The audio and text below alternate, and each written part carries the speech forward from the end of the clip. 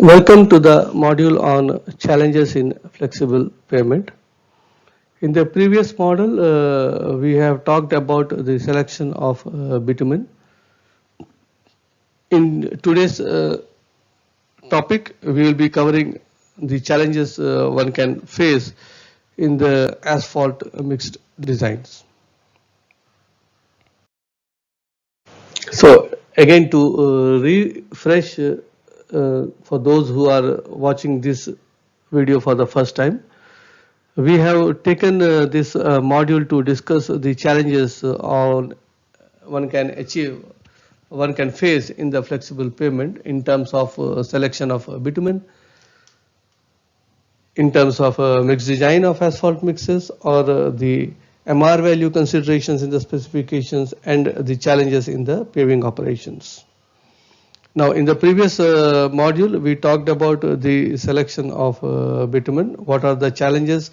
How the selection of bitumen is important? What is the role of softening point in the bitumen? How the softening point will have an impact on the durability of the mixes, because the pavement temperature, when calculated based on IRC 37, which is much higher than the softening point, and what will happen if your softening point is less than the pavement temperature.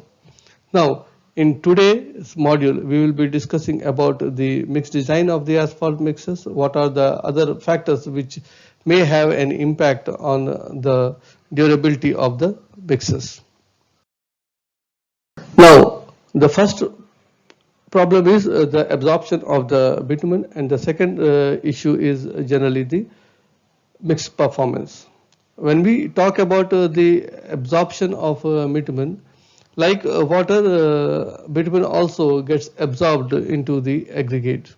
Now, because of this absorption, how the optimum binder content will change, what are the effects one can have in terms of the durability of the mix which is being paved, is being discussed in this particular module. Now, as you see, when we talk about the bitumen absorption, there can be two conditions, like whether either your bitumen absorption value is less or your bitumen absorption value is high.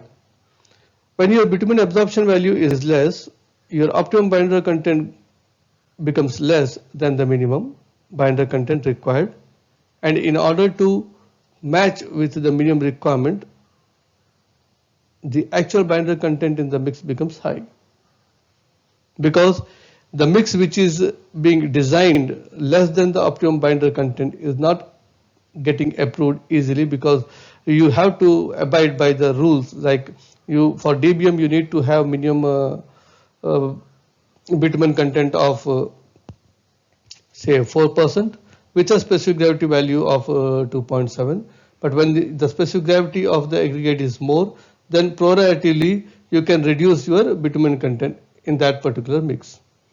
But even though after doing those adjustments, if it is not meeting your requirement of minimum bitumen content, then probably you end up adding more bitumen just to make sure that your design gets approved. But the problem is, by adding more bitumen, you are actually taking the risk of adding more bitumen, and then at the end of the day you will be having a trouble of bleeding in the paved areas. So when you have a less absorption value, it's really a challenging part in order to make sure that you are able to design your bricks correctly. But one thing we can do is, even if you are adding a little extra to meet your minimum requirement of bitumen, but during the paving operation or during the production operation, you have been allowed to vary your bitumen content by plus minus 0.3%. So when your absorption value of the aggregate in the bitumen is less, it's always advisable to run the hot mix plant with a negative tolerance rather than a positive tolerance. You need to take utmost care in order to make sure that your plant will run, or plant should run, with either at par or minus tolerance. It should not be plus 0.3, because The moment you are running the plant at plus 0.3, your paved area will develop a tendency to bleed in the summer because of excess bitumen which is being inserted in the mix. Why? Because your absorption value is less and your mix design is demanding actually less bitumen to design the mix, but just to meet the minimum requirement given in more specification for DBM or BC, you have already added additional extra bitumen. And over and above that, if your plant runs with a plus 0.3 percentage, then you have added much more extra than what is required and ultimately end up with a defect which is being reflected in terms of bleeding in the surface.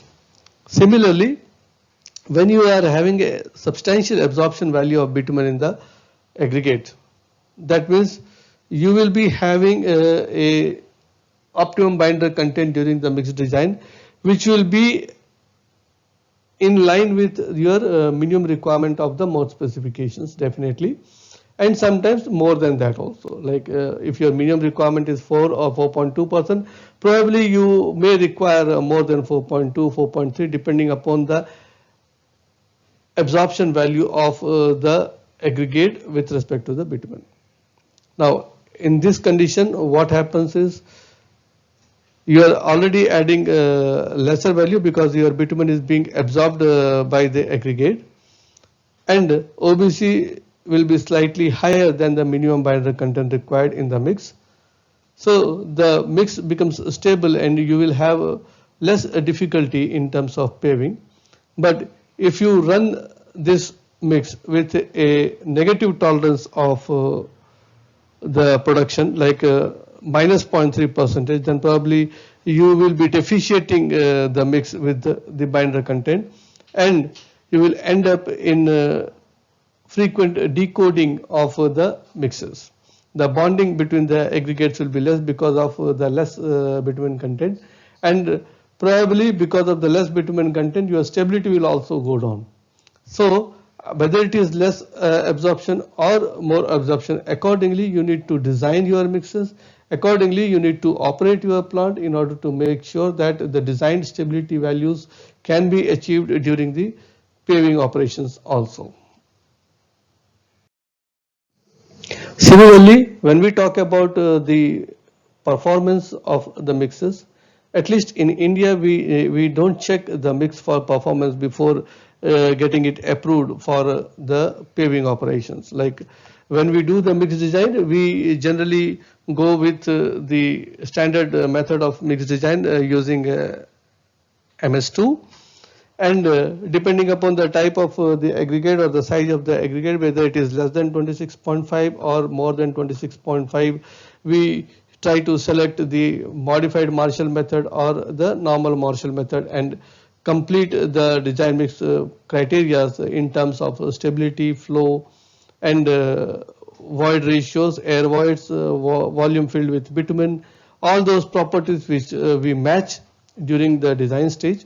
But we never check our mixes for the performance point of view, like in terms of rutting, whether the mix which is being designed is rut resistant or not.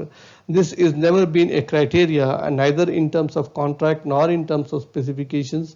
So this is one of the biggest challenge, because we don't know whether the mix which is being designed, though it is having a very good stability value, very uniform flow value, but sometimes it is prone to rutting because of some other reasons, because of aggregate interlocks, because we never check our mixes for aggregate interlocking also, which is also a check required in order to make sure that the mix which is being designed and produced should have a performance which will enhance your durability of the mixes. So when it comes to performance, there are different types of performance checks are available, like asphalt mixture performance testers or Hamburg wheel tracking devices, or you can use asphalt pavement analyzer to make sure that whether your mix is rut resistant or not. In terms of aging also you can check. So the performance checks which are available but are not being implemented in the project is one of the major causes of or the lags why the payments are not meeting the requirements. The moment you check the performance, you will come to know that the performance is not that good because of the material which is being available in the market. Like, for example, the binders. The binder is not good enough to hold the material for higher temperatures for which the payment is being designed. So this is important to understand that your mix must be checked for performance, especially for projects which are having a good amount of defect liability period. So your after expenses can be minimized to a great extent with the check on performance. So when we talk about the asphalt mixture performance tester, the asphalt mixture performance tester, generally called as AMPT, assesses the rut resistance of an asphalt mix based on the flow number.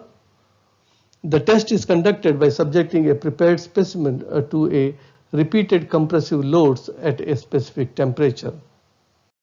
The flow number is determined by the point at which the specimen exhibits the tertiary flow, which is a shear deformation at a constant volume, similar to the deformation that produces rutting in the field. In addition to the flow number, the AMPT can also be used to help and determine the dynamic modulus of the asphalt. The next test is Hamburg wheel tracking device, HWTD. HWTD tests rut resistance by tracking a loaded steel wheel back and forth across an asphalt pavement samples. By repeating this for thousands of cycles, it stimulates the effect of traffic loading on the pavement over time. It will give you an indication of the durability directly. The device measures the rut depth in the samples continuously during the test. The HWTT test is commonly performed on a sample while it is submerged in the water. Therefore, this allows it to be used to evaluate the resistance to moisture damage as well. So after the sample is consolidated by the initial load cycles, the rate at which rutting develops is determined by the stability of the mix at the first location. Then once the load cycles reaches a certain point, which varies depending on the moisture susceptibility of the mix, rut development will accelerate as damage from stripping kicks in. Now the third type of test which one can have is asphalt pavement analyzer, that APA commonly known as, operates in a manner similar to the Hamburg wheel tracking device, but it uses different equipment. The APA uses the aluminum wheel that is loaded onto a pressurized linear hose and tracked back and forth over the asphalt pavement samples. The amount of rutting is measured after the wheel has been tracked for a set number of cycles at a constant load and hose pressures.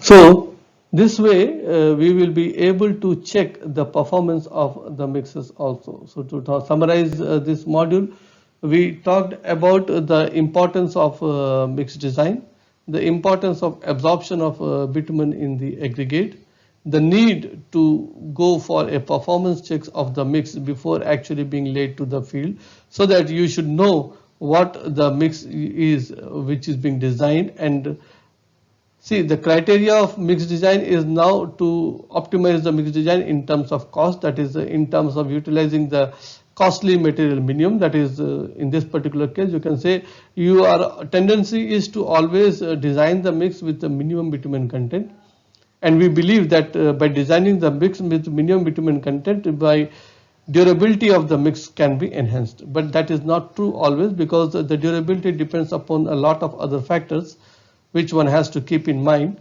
So in order to make sure that your mix is durable in nature, you need to do a performance check of the mix, performance mix analyzers, which will give you an indication of the resistance towards the moisture as well as the rutting effect of the mix in the field, the life in terms of rut, what is the minimum time which is required in order to make sure that you need to go for an overlay in the mixes. So this is the second challenge which one is facing during the mix designs of asphalt in the flexible pavement. Thank you very much for watching. Do tune in for more updates.